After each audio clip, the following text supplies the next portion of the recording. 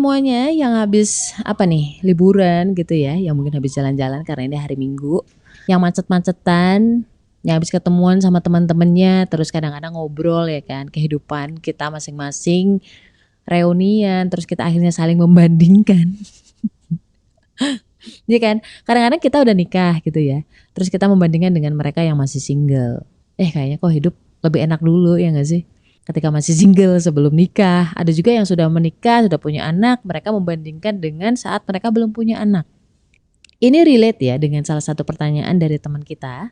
Kenapa ya Kak, hidup setelah menikah itu jauh lebih berat dibandingkan dengan saat sebelum menikah? Bagi teman-teman yang punya pemikiran ya, waduh asik nih, mikir nih ya, pemikiran atau perasaan yang sama, yuk kita ngobrol bareng-bareng, barangkali nih kita bisa saling berbagi. Kalau misalkan gue gak bisa berbagi duit ya kan, at least gue bisa berbagi pengalaman lah, bertukar pikiran. Assalamualaikum, gimana kabar lo? Alhamdulillah. Apakah lo lagi ngerasa kesepian atau sendirian? Kenalin, gue Ria Marliana, teman healing lo di podcast Self Healing. Di sini kita bakal ngobrol bagaimana sih belajar berdamai dengan luka, tentu aja atas izin Allah Subhanahu wa taala. Semoga Allah sembuhkan lukamu, ringankan bebanmu dan kuatkan hatimu. Misalnya lu menikah nih, lu kan nambah peran baru, bener gak? Bener gak? Ketika lu punya anak, lu juga menambah peran baru, dimana dulu itu lu gak pernah jadi ibu, terus lo akhirnya punya tanggungan, yaitu anak. Selain suami, betul? Menambah tanggung jawab. Analoginya sebenarnya sederhana ya. Kayak misalkan lo kerja nih di perusahaan. Dulunya lo mungkin masuk masih staf biasa. Dan kinerja lo bagus. Bos lo nawarin promosi. Jadi supervisor misalkan. Sekarang gue tanya, siapapun lo yang pernah mengalami promosi, enak mana hidup lo ketika lo masih jadi seorang staff atau setelah jadi supervisor? Ya kan, yang dulunya staff, lo gak punya anak buah, lo mau ngapa-ngapain terserah ya kan, report hanya ke satu arah, ke atasan lo. Ketika lo jadi supervisor atau menjadi manajer lah misalkan, lo punya anak buah, lo harus ngomong ke bawah dan lo harus mempertanggungjawabkan gak cuma diri lo, gak cuma tugas lo, tapi juga anak buah lo gitu. Kira-kira hidup tuh seperti itu, Cinta. Di satu sisi lo bangga kan dengan peran baru lo sebagai supervisor, manager. Tapi di sisi lain ada penambahan tanggung jawab, penambahan peran. Orang-orang yang biasanya mampu berdamai, mampu melihat ini sebagai sesuatu pembelajaran atau latihan otot jiwa gitu ya. Insya Allah endingnya dia akan menemukan kebahagiaan yang lebih dibanding dengan para staff tadi. Iya beneran, karena lo merasa bahwa lo bisa membuat staff lo itu semakin lebih baik. Itu ada kepuasan tersendiri loh. Itu hal yang tidak bisa diukur dengan materi, gak bisa diukur dengan angka, dan itu priceless. Kalau lo bisa melewati itu, lo bisa bersabar. Biasanya kalau teman-teman yang sedang mengeluhkan hidup saat ini, terus dia membandingkan dengan kehidupannya di masa lalu, atau mungkin dia membandingkan dengan kehidupan orang lain gitu ya, itu dia sedang merasa lelah. Sebenarnya dia juga gak kepengen itu, dia gak kepengen complaining gitu, dia gak pengen ngeluh, dia gak pengen ngebebani orang-orang yang ngedengerin curhatannya dia, tapi dia sendiri sedang merasa berat nih gitu kan.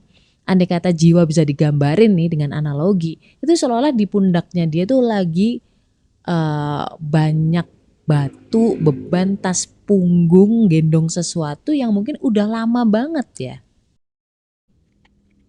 Gue sering sih, bukan cuma pernah, gue sering ketika low iman, lelah secara fisik ya kan, sakit, itu kadang-kadang kan berpengaruh bagaimana cara kita melihat situasi. Bagaimana cara kita melihat sesuatu. Suatu hari gue ada perjalanan dinas gitu ya. Jadi gue harus pergi menginap kurang lebih 2 malam, 3 hari 2 malam. Yang mana gue itu tuh sulit banget untuk jauh dari anak-anak.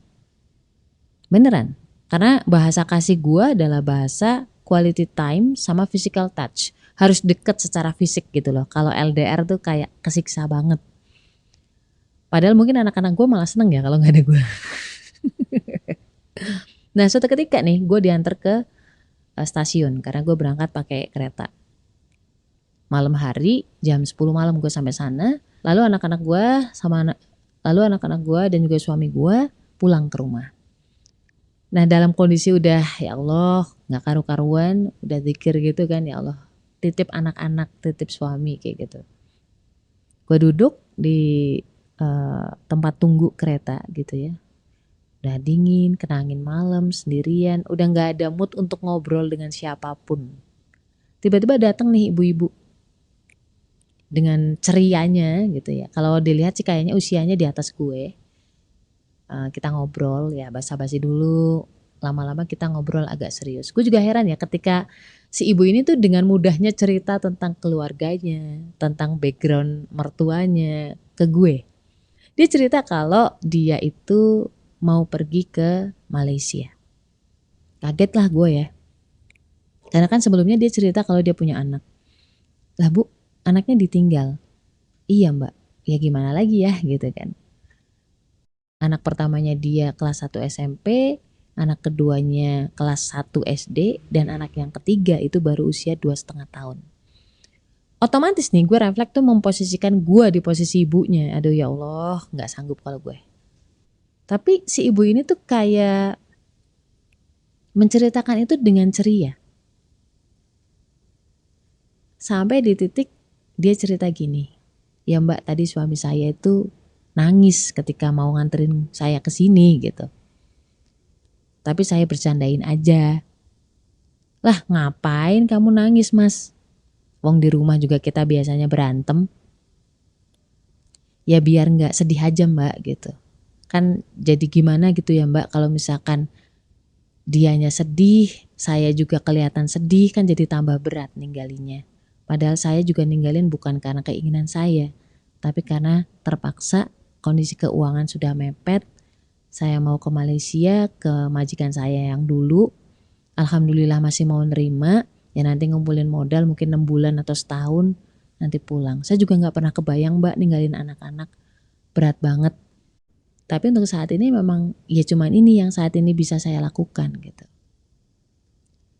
Kamu tau gak? Gue ceritanya ini kan kayak sambil nahan-nahan sedih gitu ya. Ketika lo dengerin ibu itu cerita, udah gak muda tapi masih energik. Menceritakan keluhannya pun itu dengan cara senyum, dengan cara riang. Jadi gue dengerinnya gak ikutan sedih gitu.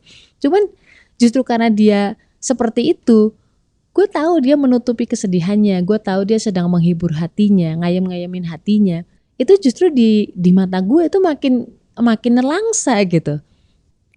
Terus gue refleksi ke diri gue, buset, gue tuh gak ada apa-apanya gitu dibanding si ibu ini. Si ibu ini harus menanggung beban, ya kan? Bukan beban ya gue bilang ya. Si ibu ini harus menanggung nafkah keluarganya sampai harus berpisah dengan anak-anaknya. Terus gue ngebayangin anak-anaknya gitu ya Allah.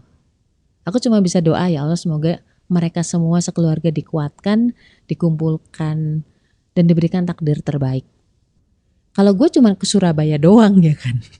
Pun itu cuma 3 hari 2 malam doang. Bagaimana dengan si ibu ini yang jauh jaraknya tuh lebih berkali-kali lipat dan gak bisa langsung ketemu gitu. Kalau kangen gak bisa langsung ketemu ya kan.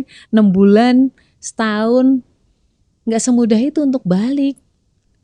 Pengen balik tapi gak ada uang, ngumpulin duit, tiketnya juga mahal ya kan. Apalagi kalau sudah ada aturan dari PT atau perusahaan yang membawa dia ke sana. Kan gak semudah itu. Adanya ibu itu sampai duduk dengan gua, ngobrol, sampai cerita sepanjang itu, sampai gua tuh ngerasa terenyuh, itu kan bukan kebetulan ya. Gue pikir kayak, ini udah Allah atur gitu. Gak ada tuh yang namanya daun jatuh kebetulan tanpa sepengetahuan Allah, tanpa di-ACC sama Allah, tanpa diatur sama Allah tuh gak ada. Jadi gue berpikir bahwa ini tuh kayak hiburan dari Allah buat gue.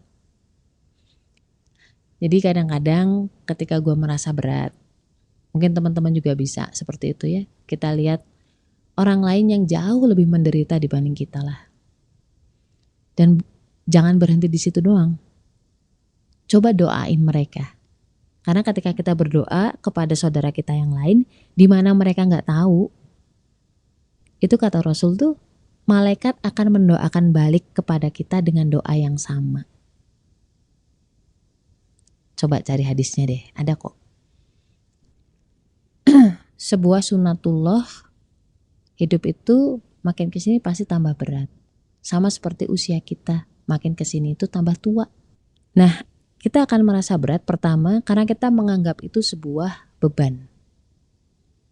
Kalau kita menganggapnya itu adalah sebuah amanah, seperti analogi tadi, kita mendapatkan promosi menjadi seorang supervisor atau manajer, dan pasti gajinya atau pahalanya atau resultnya atau endingnya adalah kebahagiaan yang lebih juga.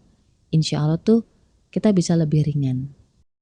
Kita berat karena menganggap bahwa keberhasilan itu ada di pundak kita. Enggak, keberhasilan itu dari izin Allah. Kalau sampai Allah menempatkan kita di suatu kondisi, di suatu peran, itu berarti Allah pasti akan mampukan kita melewatinya. Pasti. Gak pakai insya Allah. Janji Allah itu pasti. Coba baca setiap malam surat Al-Baqarah ayat 285 sampai 286. Jangan lupa dibaca artinya. Ya, namanya hidup pasti berat.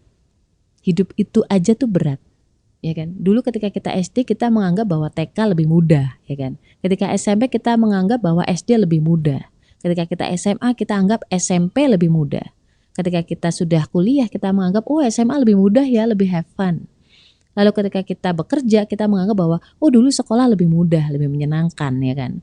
Sebenarnya bukan soal mudah atau tidak mudah. Sebenarnya ini adalah soal kita suka atau tidak suka. Kita senang atau tidak senang dengan kondisi itu. Kalau sudah seperti itu poinnya, kita semeleh sama Allah. Coba bawa ke sholat tahajud, insya Allah yang menurut kita itu tadi berat, yang membuat kita tuh gak seneng. Insya Allah di hari itu nih, nggak kerasa gimana-gimana, ya biasa aja. Kita bakal bilang bahwa, oke, fine, thank you, alhamdulillah. Nggak berasa lagi. Kalau tidak percaya, dicoba. Saya berharap lo nggak percaya. Biar apa? Biar lo nyoba. Oke teman-teman, la haula wala quwata illa billah. Kita tuh nggak punya kekuatan apapun kecuali dari Allah Subhanahu wa taala. Stay love and assalamualaikum warahmatullahi wabarakatuh. Buat teman-teman yang pengen nambahin cerita gue atau pengen nanya-nanya, boleh banget klik link komen di bawah. Di bawah mana? Di deskripsi box.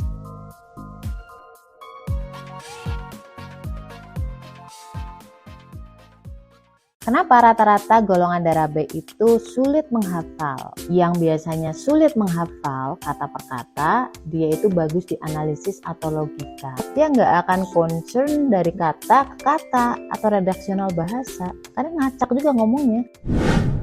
Bedah itu semua dari buku cerita tentang karakter golongan darah B dengan judul Beauty in a Beast. Order sekarang, link di bio ya.